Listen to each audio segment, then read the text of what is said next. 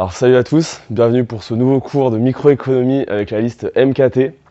Alors aujourd'hui, nous allons voir le chapitre 2 de macroéconomie, alias les lois de la demande, l'univers de la consommation. Alors, ce chapitre aussi est essentiel. Comme je t'ai dit, ça va être comme d'habitude, fiche tes cours, tes fiches, tes définitions et tes formules. Tu les apprends par cœur et tu réussiras. Dans ce début de ce deuxième chapitre, on va commencer par les axiomes de rationalité. Alors qu'est-ce que c'est? Il existe 3 différents axiomes de rationalité lorsque l'on consomme. Il y a le principe de non-saturation, c'est-à-dire que tu n'en as jamais marre de consommer, tu en as toujours besoin. Le principe de transitivité. Imaginons un bien A, tu préfères le bien A au bien B, et que tu préfères le bien B au bien C, eh bien tu préféreras automatiquement le bien A au bien C. Et enfin, le dernier axiome de rationalité est l'axiome de comparaison, c'est-à-dire qu'on compare toujours 2 produits entre eux pour savoir lequel on préfère. Dans la consommation, chaque individu possède une contrainte budgétaire.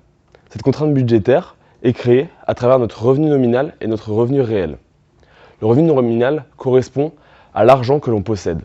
Le revenu réel correspond à ce que tu vas pouvoir consommer avec ton argent, tout ce que tu vas pouvoir dépenser pour ta consommation et pour te faire plaisir. Ta contrainte budgétaire, en quelque sorte, est la limite de tous tes rêves, de tout ce que tu as envie de dépenser. En général, on peut voir dans un graphique avec juste une droite qui correspond à toutes tes possibilités d'achat. Tu veux toujours aller jusqu'au maximum de ta contrainte budgétaire, tu ne vas jamais t'arrêter avant, puisque tu as toujours la possibilité de consommer, et comme on l'a dit, il n'y a pas de saturation de la consommation en quelque sorte. En général, pour gérer notre consommation, on va devoir, voir comment le produit que l'on va acheter va nous être utile. Pour ça, il y a la fonction d'utilité qui existe. Pour cerner cette fonction d'utilité, on va utiliser 2 mots majeurs qui sont l'utilité totale et l'utilité marginale. L'utilité totale correspond à la somme des satisfactions que peut vous apporter chaque produit que vous consommez. En revanche, l'utilité marginale correspond à l'utilité que vous apporte la dernière unité consommée. Donc en général, plus on va consommer, plus l'utilité marginale se réduira. L'utilité marginale est donc décroissante, sauf dans un seul cas, dans le cas des biens addictifs. En effet, dans l'exemple d'une drogue, plus on va en consommer, plus on va en avoir besoin, donc plus on va avoir d'utilité pour cette drogue. Sous forme algébrique, l'utilité marginale est la dérivée de l'utilité totale. On va voir aussi comment on va écrire algébriquement la formule de l'utilité marginale. Par exemple, l'utilité marginale U petit m, on n'oublie toujours pas, est égale à la variation de l'utilité, donc delta U, le tout qui sera divisé par la variation de la consommation totale. Au niveau de l'utilité, personne ne possède la même utilité qu'un produit peut lui apporter. Donc, l'utilité est un concept qui est subjectif à chaque personne et qui ne peut pas être comparable. Alors maintenant, pour comparer les différents produits en fonction de leur utilité, on va utiliser les courbes d'indifférence. Il en existe 4 différentes, comme vous pouvez voir ici. La première, pour des biens complémentaires. Par exemple, une voiture et des pneus. Du style, on va acheter une voiture, on va avoir besoin de pneus. Il y a les courbes qui sont parfaitement substituables, du style 2 pommes de marques différentes. Les deux vous apportent la même utilité, donc vous ne trouvez pas vraiment de différence et elles peuvent changer très rapidement. Les courbes convexes pour les biens non addictifs et les courbes concaves pour les biens addictifs. Pour calculer l'utilité que va nous apporter ce produit et pour nous permettre de savoir combien de biens ou de monnaie en quelque sorte un individu est prêt à sacrifier pour obtenir une unité supplémentaire, on va utiliser le TMS, alias le taux marginal de substitution, à ne pas confondre avec le TMST.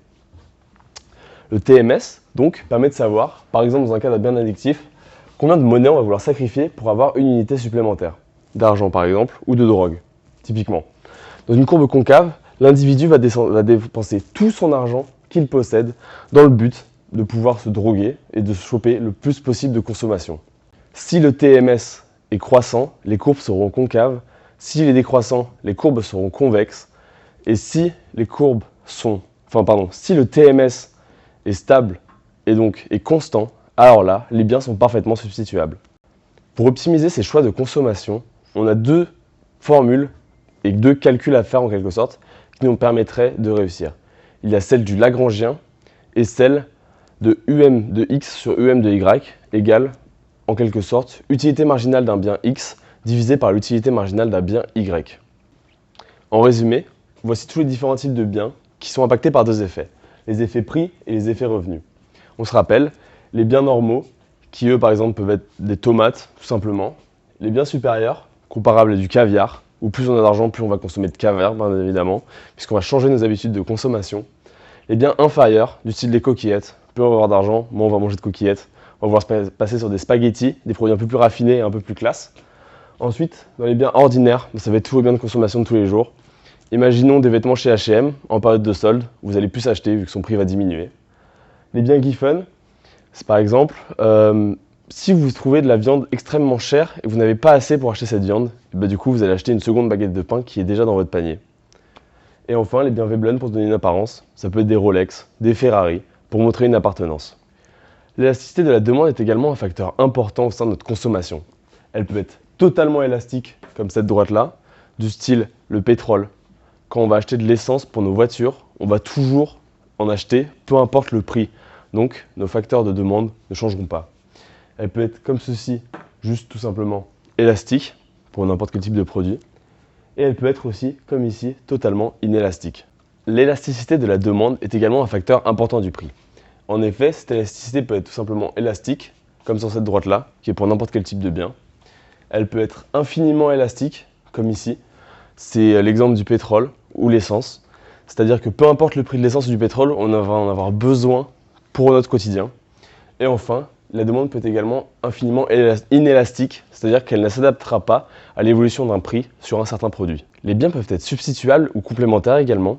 Un bien substituable, c'est quand on peut les remplacer par l'un ou par l'autre. Par exemple, une voiture Peugeot, une voiture Renault. Ils nous apportent la même utilité. Ils peuvent être complémentaires également, comme je le dis tout à l'heure, avec une voiture et des pneus. L'élasticité de la demande correspond à la manière dont les consommateurs vont s'adapter à l'évolution du prix. Du style pour des pommes de terre, si elles se mettent à augmenter de 10 €, plus personne ne va en acheter, vu que l'élasticité de ce prix-là est quasiment inélastique. Par contre, pour le pétrole ou l'essence, peu importe l'évolution de ce prix, les gens voudront en acheter puisqu'ils en ont besoin pour faire rouler leur voiture. L'élasticité des prix croisés permet de savoir si les biens sont substituables ou complémentaires. Elle se calcule à travers cette équation en faisant le delta de Q de X, donc les quantités du bien X, divisé par la variation des quantités. Tout ça divisé par la variation du prix de Y sur le prix de Y. Si ce résultat est supérieur à 0, alors les biens X et Y sont substituables. Par contre, s'il est inférieur à 0, les biens X et Y sont complémentaires. Pour conclure ce chapitre, nous allons voir la notion de surplus du consommateur. Pour cela, il faut savoir la notion de prix de réserve, qui est le prix maximal qu'un individu est prêt à mettre pour acheter un produit. En effet, il est parfois prêt à payer plus cher que le prix d'équilibre du marché pour pouvoir obtenir un produit. Dans ces cas-là, il fait un surplus du consommateur, comme on peut voir sur le graphique ci-dessus. Toute cette zone-là est la zone du surplus de consommateur, puisqu'elle est supérieure au prix d'équilibre de marché qui correspond à ce point-là. Les individus sont prêts à payer plus cher parce que parfois ils sont dans le besoin, dans l'urgence, et dans ces cas-là, ils font un surplus du consommateur. Merci à toi pour avoir suivi ce cours, j'espère que tu as pu comprendre. N'hésite pas à aller dans mes DM si jamais tu as des questions ou quoi que ce soit, ou aller me voir en cafette si tu as le moindre souci. C'était Alexandre Lafont pour les MKT, j'espère que tu vas gérer tes examens. Kiffe bien et à très vite.